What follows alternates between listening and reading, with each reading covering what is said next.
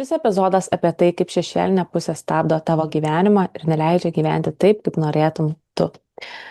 Tai yra tema, apie kurią daugelis žmonių nekalba garsiai arba stengiasi nuo jos pabėgti. Ir iš tikrųjų, ypatingai šiais laikais, kai vyksta labai daug visokių ritualų, tas vadinamasis modernus dvasingumas ar ne ir panašiai, kai žmonės tiesiog ieško to tokio greito išėjimo iš savo problemų, iš tų savo programų ir panašiai, kad va kažkoks tai ritualas, kurį aš padarysiu, įspręs visas mano problemas, tai pilnaties ritualas ar kažkoks moterų ratas ar ne ir panašiai.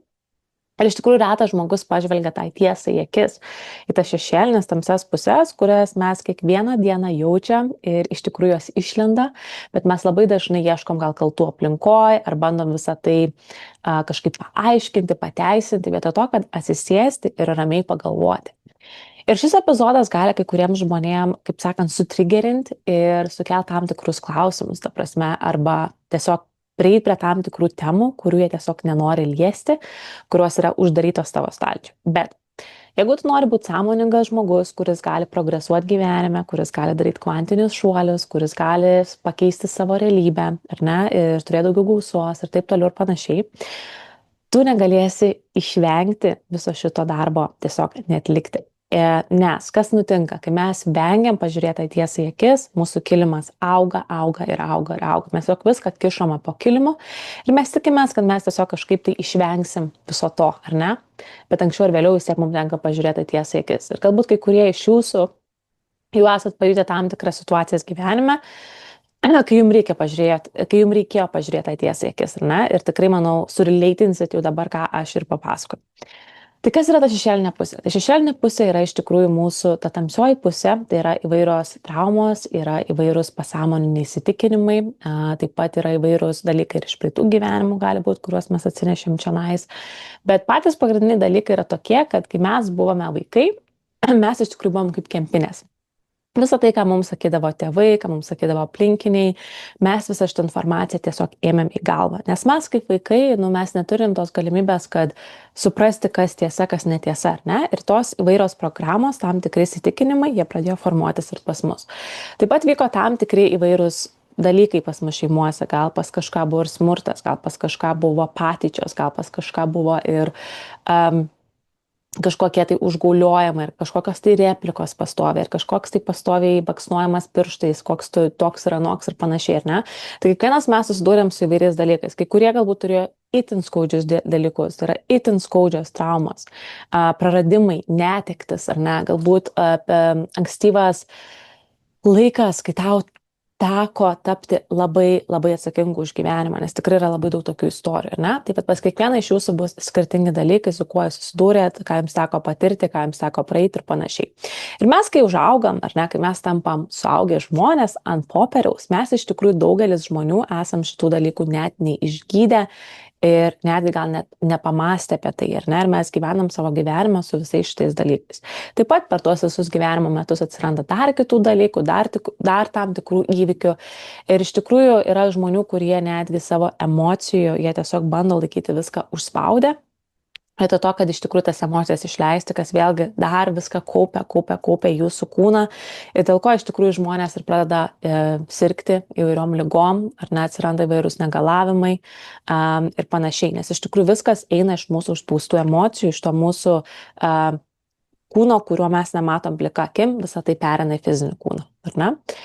Tai gerai, ką aš noriu pasakyti viso šito epizodo? Noriu pasakyti, kad jeigu mes pradėsim žiūrėti tą šešėlinę pusę, į tą tamsią pusę, mes galėsim iš tikrųjų greičiau visą tai paleisti, kas mus iš tikrųjų stabdo. Nes jeigu mes gyvename apskritai visoje toj išgyvenimo režime, jeigu žmogus yra tame vadinamame tokiame flight or fight, ar ne, buvime, kad maždaug tu pastoviai tikiesi, kad įvyks kažkas tai blogo, ar tu pastoviai gyveni to tokio išgyvenimo režimo, ar ne, tokiam žmogui bus labai sunku iš tikrųjų kažką pakeisti drastiškai, manifestuoti kažką tai, ar ne, nes iš tikrųjų tam žmogui visų pirma reikės pereiti iš to išgyvenimo režimo į tą aukštesnę vibraciją, ar ne? Ir daugeliu žmonių tai bus labai sunku padaryti, dėl to, kad pas juos yra tam tikrai įvykiai gyvenime, kurie galbūt šiuo metu vyksta. Gali būti toksiniai santykiai, kuriuose yra šiuo metu, toksinis darbas. Visus šitos dalykus mes mes turim iš tikrųjų padaryti taip, kad mes nebebūtumėm to išgyvenimo režime, ar ne, kuris dabar galbūt pas šiuo metu yra. Nes jums tiesiog bus neįmanoma netgi iš tikrųjų kažko tai pritraukti kito, suprantat, ar kažką tai sukurti, nes tada tavo visa kūryba viskas susidaro.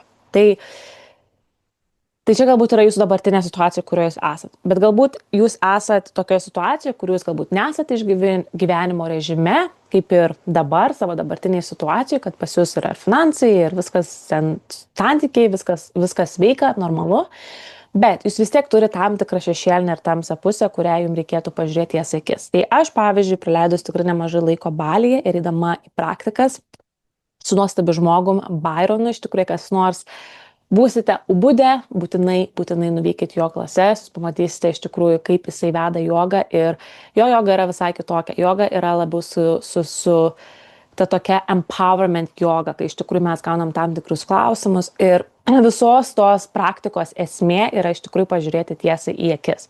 Yra duodami klausimai, kuriuos mes turim atsakyti savo, arba galim atsakyti garsiai ir išrašyti žurnalą, žodžiu ir panašiai, bet tai nėra malonus darbas, nes kaip ir jis taip pat sako, daugelis žmonių pasaulyje jie nenori būti empowered, jie nenori pažiūrėti tiesiai akis, jie nenori išlaisvinti savęs, nes kaip tu gali gyvenimą sukurti kažką didelio, kaip tu gali pritraukti tą gausą, kaip tu gali padaryti tos kvantinius šuolius, jeigu tu nepaleisi to, kas tave stabdo.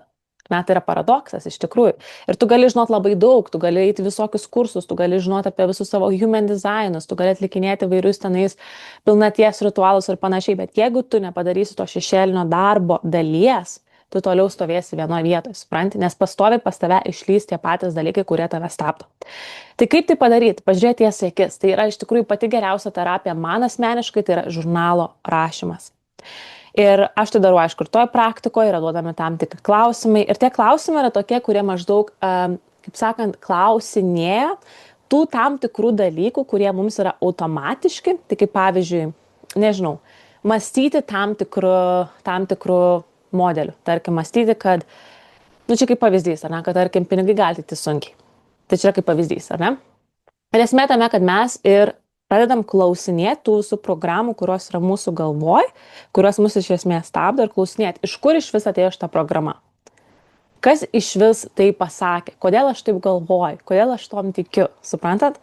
Ir mes pradedam, kaip sakant, questionint visą tai, kas mums yra automatiška ir ką mes darom net negalvojantis, suprantat? Ir tada tu atrandi labai daug dalykų, kad daug dalykų yra absoliučiai netgi ne iš tavęs, tai yra kažkur iš aplinkos, nes prisiminkit, mes vaikai buvom kempinės. Mes viską girdėjom, ką sako tėvai, ką sako mokytojai, ką sako aplinkiniai žmonės ir panašiai. Tai viskas, kas ėjo tavo, kaip sakant, galvelė, tapo iš dalies tavo identitetas, tavo programos. Ne? Ir žmonės, kadangi jų nekvešinina savo likusį gyvenimą, dažniausiai taip ir nugyvena ir va tai viskas užsibaigia. Aš netgi dabar esu tokioje situacijoje, kadangi mes esame dabar tokiam procese, pardavinėjom butą, perkam namą ir šiuo metu laikinai esu apsistojusi pas savo partnerio mamą. Ir iš tikrųjų yra tam tikrų dalykų, kuriuos jinai daro ir kurie yra labai svarbus, ten susijęti su tvarka ar net namų ruoša ir panašiai. Ir mes taip irgi galvojam, kodėl pas žmogų yra taip, iš kur tas dalykas atėjo, kur mes logiškai net negalim to paaiškinti, ar ne? Nors tam žmogui tai yra taip svarbu ir jis tai daro automatiškai, net negalvojantis, ar ne? Ir jis tikisi, kad visi darys to iš aplinkos. Ir tada vėlgi atsiremi, kad tas žmogus tiesiog viską perėmė iš savo tėvo, ar ne iš savo senelio, tai kai jisai matė, ką jie darė ir tiesiog jam yra įskiepyta ta pati programa. Ir kadangi jisai visą savo gyvenimą to niekada nekvešinino ir jisai dabar jau save taip yra kaip ir identifikavę, suprantat, ir dėl ko visą tai ir gaunas. Ir aš manau, puikiai žinoti ir jūs savo aplinkoje, ar ne, galbūt yra ar jūsų tėvai, ar jūsų seneliai, ar kažkokie tai jūsų giminaičiai, kurie elgėsi tam tikrai, kur yra labai sunku paaiškinti, kas kaip ir kodėl. Ir jiems tai yra velniškai svarbu, ar ne? Tai va, tai ką aš noriu jums pasakyti, kadangi jūs klausot šito podcasto, jūs klausot šito video ir jūs, manau, norite sužinoti, kas jūs esat ir būti sąmoningesni, ne? Tai atlikinėti tokias dalykus kaip žurnalo rašymas, iš tikrųjų geriausia yra padaryti tai, kad jeigu jūs nedirbat su kažkokiu žmogu, geriausia, aišku, daryti tuos dalykus yra su mentoriu, Nes tau mentorius gali padėti vesti tave ant kelio, jis gali duoti tam tikrus klausimus, jis gali duoti tam tikrus pastebėjimus. Tai visada yra geriausia turėti mentorių ar tiesiog terapijos taipogi, aišku, padeda.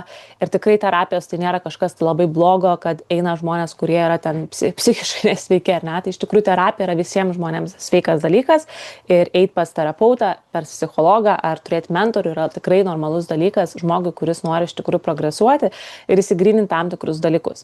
Bet aš taipogi ką darau, kadangi šiuo metu, aišku, nesu Bali, bet aš šiaip kiekvieną šeštadienį tas klases ir aš iš tikrųjų labai daug rašau į žurnalą, labai daug dalykų iš tikrųjų išsigryninau ir supratau, kas kaip ir kodėl. Ir netgi tie dalykai man padėjo iš tikrųjų priimti sprendimus, kuriuos dabar mes priėmėm, kurie buvo kuris laikas ir buvo tam tikros programos, kurios mus stabdė. Mus tiesiog stabdė tos programos, kurias mes turėjom galvoje, ar ne? Ir man iš tikrųjų tas pažiūrėjimas tiesiai į akis, pažiūrėjimas to šešėlinės pusės, kad yra tam tikras kažkoks tai saugumo, toks nepriteklius dalykas taipogi, kuris mane iš tikrųjų labai stipriai stabdė nuo tų sprendimų, kuriuos mes dabar priėmėm.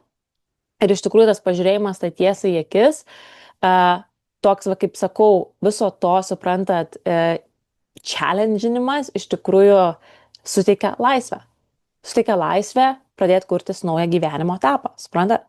Nes ta istorija, kurią mes savo sakėm, aš savo sakiau, tai buvo visiškai nesąmonė dabar, kaip pagalvoti, tai yra iš tikrųjų limitas, suprantat?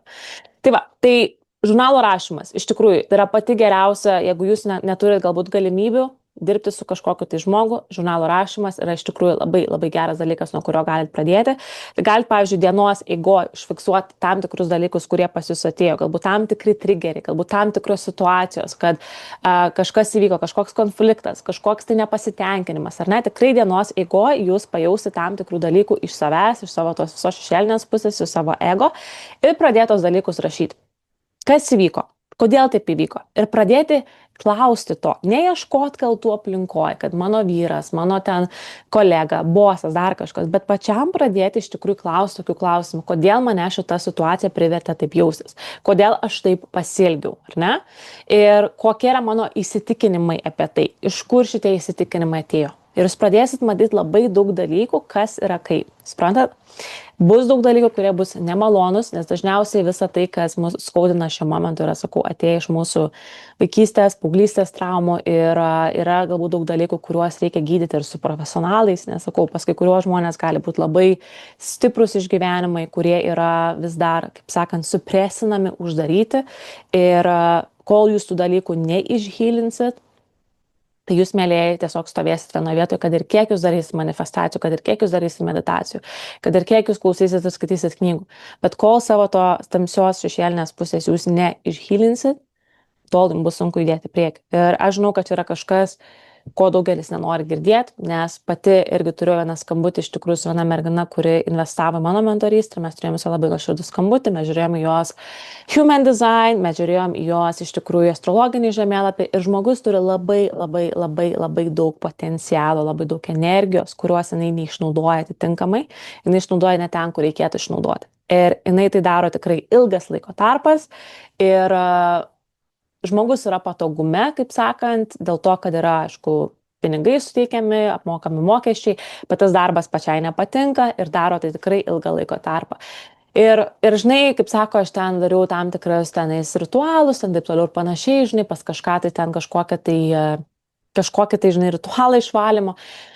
Bet aš kaip ją ir pasakiau, kad mieloji, tu bandai kažkaip surasti, kad kažkas tave išgelbės. Žinai, kad kažkas iš išorės tau duos kažkokią tai, žinai, eliksyrą, kad tu paimsi, išgersi tą eliksyrą ir tau viskas, žodžiu, įvyks tas apšvietimas tavo galvoje. Ar ne? Bet sakau, tau, mieloji, reikės daryti tą sunkų darbą su savim, kuris nėra malonus.